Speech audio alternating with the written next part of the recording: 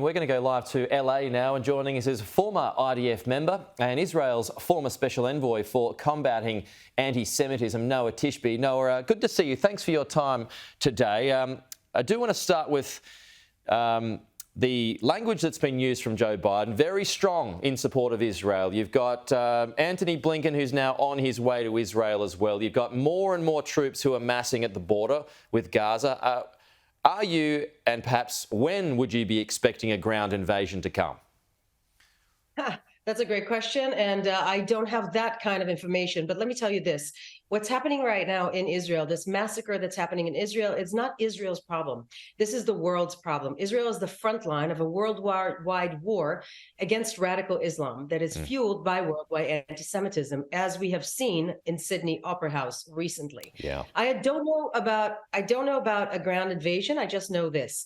Hamas can no longer survive. That is just the bottom line and the end of the story. We tried to negotiate and reason with them. We had a wrong conception of what it is that they wanted, and we were mistaken to think that they actually care about their citizens.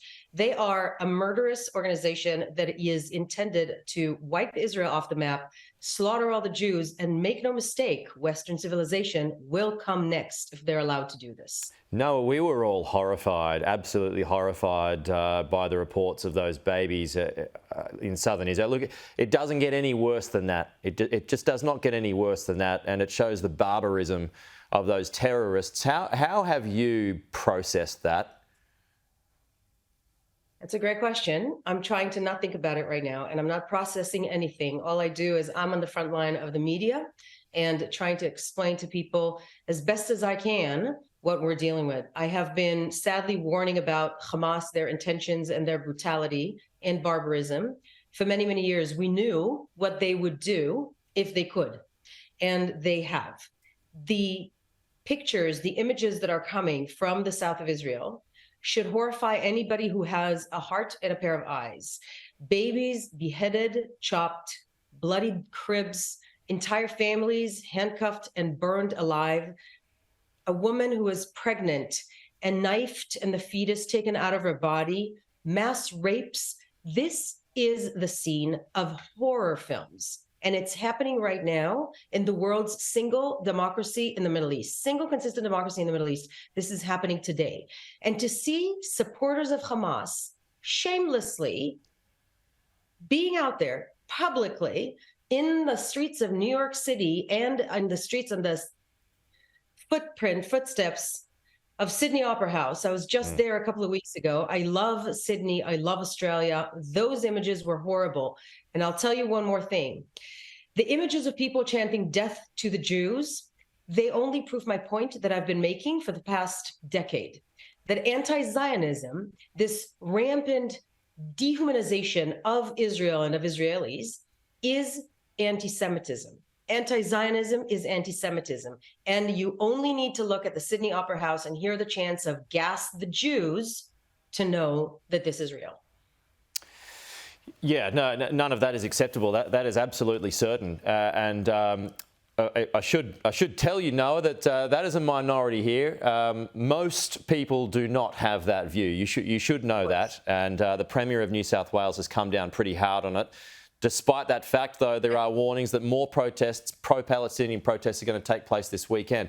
But further to that point of the protest that took place that you were referring to at the Opera House, there are folks in Sydney at the moment who are scared to go to school, Jewish people, scared to go to school, scared to go to places of worship. They had a vigil last night that was heavily patrolled by police. I mean, is that something that you're seeing that is widespread at the moment? Yes, I am. I'm seeing this in every single community around the world. I was driving my son to school, and you see heavy security and armed guards in my son's school in Los Angeles. I have a friend who called me up this morning in tears. They posted a Israel flag in their apartment building outside their window, and they woke up to rocks thrown, their windows broken into, and rocks thrown in their apartment in West Hollywood. People have a blinded hatred towards the Jewish people that is sometimes subconscious, sometimes it isn't.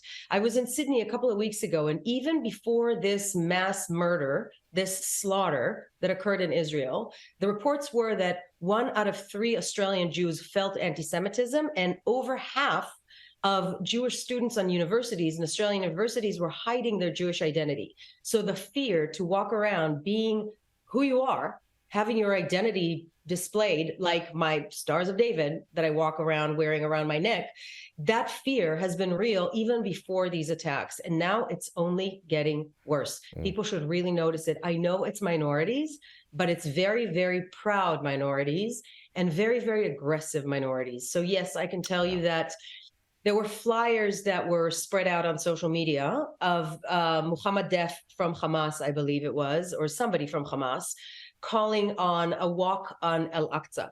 So calling on all of the Arab Israelis and the Lebanese, Syrians, Jordanian to walk on Israel, and calling on all Arabs living in other countries to slaughter Jews. And I can tell you that I've been getting reports from my community and a lot of communities around America that are of Jewish communities that are extraordinarily afraid of that.